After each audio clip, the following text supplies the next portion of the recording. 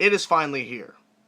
Probably the most anticipated album of 2013, and probably the most anticipated album in a very long time. The return of Black Sabbath 13. It is finally here. I'm Chainsaw Gears 12, and this is my review of this album. The first thing I do have to say before I actually go off into the music and all that good stuff about this record is that I understand that there are some Black Sabbath fans out there that are dismissing this album because Bill Ward, the original drummer for Black Sabbath, is not on this album. And originally, that was going to be the case, that all 4 original band members were going to be on this record. Unfortunately, he's not because of contract disputes and other things like that. I'm not going to go into the full details, but you can look that up. But what we do have is Tony Iommi, Ozzy Osbourne, Geezer Butler, and Brad Wilk, who is doing drums on this album, that have come together and sat down and wrote probably some of the best material that I've heard from Black Sabbath in a long time. I'm not saying it's their greatest material. It's impressive. And as you can already tell by that statement, you know this is going to be a very positive review, and it is.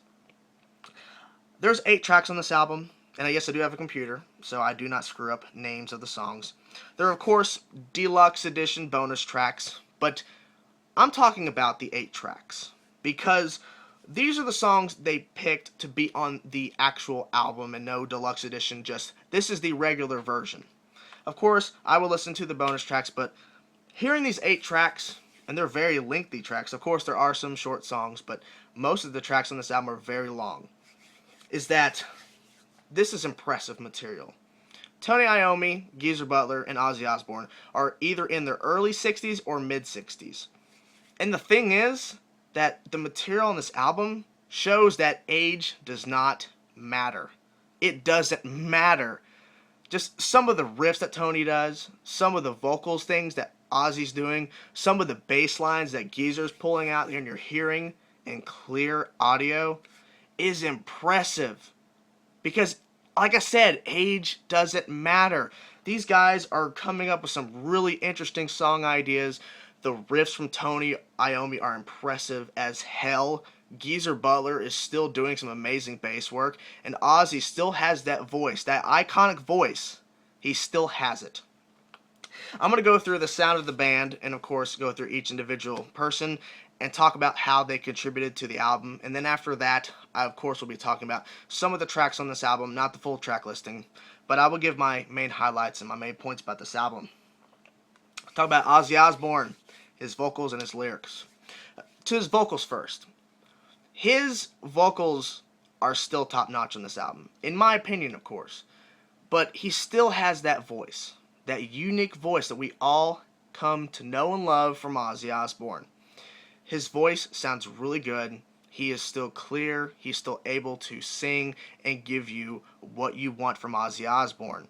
Lyrically, on this album as well, is that it's dark, it's evil, and it's also very interesting to listen to. Because each time I listen to the album, I have to go back and just listen to some more of what Ozzy's saying on this album. He's trying to tell you something, and you have to listen up, because he is saying some really important stuff and some really interesting things. So his lyrical content is just very, very good. Very well done, very well written. So, yes, Ozzy did an amazing job. Tony Iommi on guitars. Like I said before about how age doesn't matter, it really doesn't. Rhythm-wise, this album is jam-packed with really dark riffs, some sludgy, heavy riffs, really heavy, aggressive riffs, and basically the styles of riffs that you want to hear from Tony Iommi. He is still coming up with these really awesome things that he's able to do on the guitar, rhythm-wise. And then we go to the lead-wise, solos. The solos are impressive as well. This guy is still coming up with some really interesting solos. He's not trying to give you too much, like he's not trying to play too technical, but he's playing technical enough to going, Tony, shred, keep going, Tony, keep going. And he does. Man, he is just a monster, and he is still continuing to show why he is the riff lord and why he is the guy that everybody needs to look up to. He's still doing it on this album. Impressive. The guitar tone they picked for the acoustic guitars, for the rhythm guitars, for the lead stuff that he's doing is just really, really good. Black Sabbath sounding. It is just it returned to the original sound that we've come to know and love from his guitar tone. Geezer Butler on bass.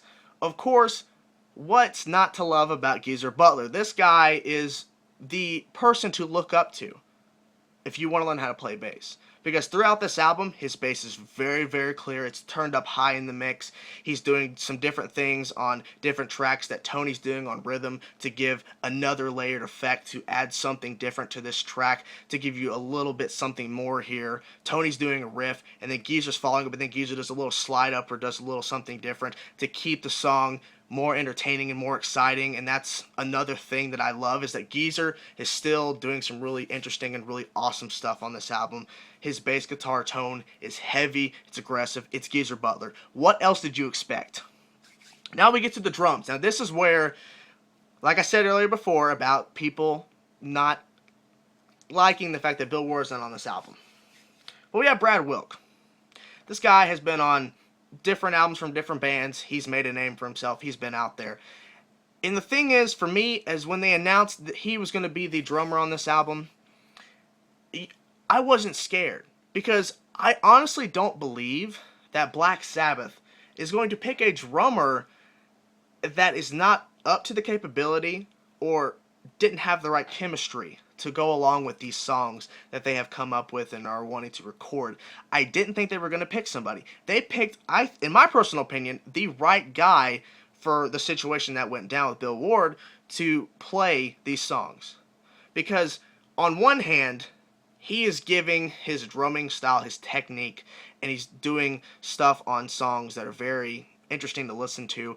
And on the other hand, he's not giving too much. Obviously, this guy could have came out on his drumming techniques. He could have went into the studio and recorded stuff that was way more technicalized than the songs needed. He could have screwed up terrible on this album. He could have been a terrible choice. He could have did terribly on this album.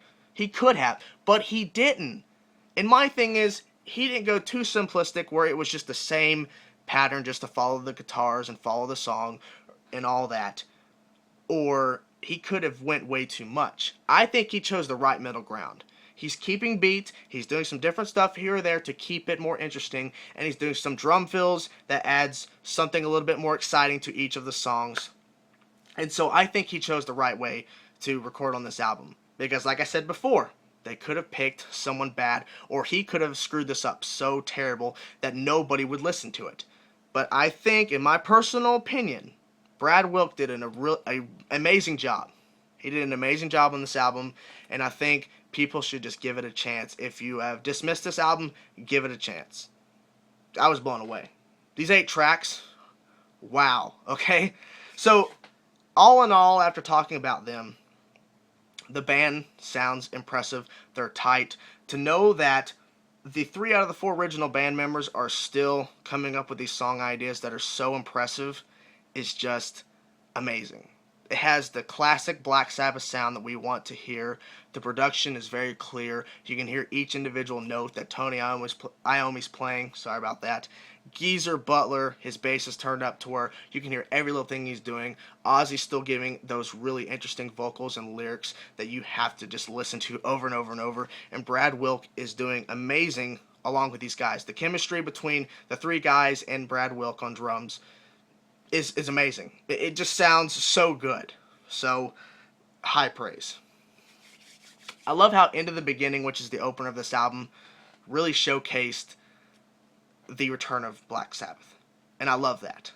And it was just like, wow, this is just awesome. And just questioning about, is this the end of the beginning or is it the beginning of the end? I love that. Zeitgeist, I believe that's how you pronounce it, the 4th track, which has the acoustic guitars, was a nice change up in the album, hearing the first 3 tracks and then hitting the 4th one, Zeitgeist. I believe I'm saying that name right. It was a nice change up with the acoustic guitars. Dear Father, which is the closer of the album, was just a monster track. All the tracks on this album you can consider a monster track, but if you're really listening, Dear Father, it was the right way to end this album. It ends in this mind-blowing, crazy riffs, these really aggressive Black Sabbath sound, and just a great way to say, good job everybody, we did a good job on this album. Dear Father was an amazing closer. God is Dead, which was the first single they released, fit well on the album. It was song number 2, and it went along with the first track, end of the beginning. It just smoothed right along into the next track, and that was just impressive. So the thing about this album is, it's Black Sabbath. They have returned. They are here to give us 8 amazing tracks, and if you get the deluxe, you get a couple more tracks as well. But this album is just mind-blowing. It's Black Sabbath. They're here. 13, in my opinion, is a huge success. It's a mind-blowing album. So, in my personal opinion, my rating, a 9.5 out of 10. There's nothing negative about this album. If I really think about it and I really wanted to, I'd give it a 10 out of 10. I'm going to go with 9.5 out of 10. But it's really close. It's just a damn near perfect album, in my opinion. It's just an impressive album from Black Sabbath, and I can't wait to see what they do next. Alright guys, that's my review. Please go check out this album if you haven't already. If you liked the video, like the video. And if you like me and you want to see more of my material, click my name or subscribe to see more. Thank you guys for watching. See ya.